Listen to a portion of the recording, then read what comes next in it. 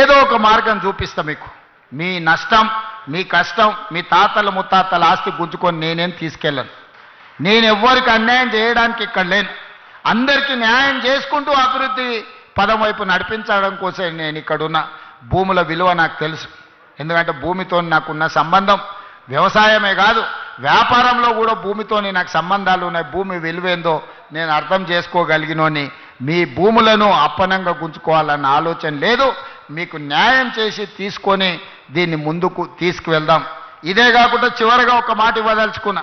ఇవాళ ప్రారంభించినవి future city development authority office కానీ, లేకపోతే ఈ రోడ్లు కానీ, పక్కనే నిర్మాణం జరుగుతున్న స్కిల్స్ యూనివర్సిటీ ఎప్పుడొస్తుందో అని అనుకోకండి.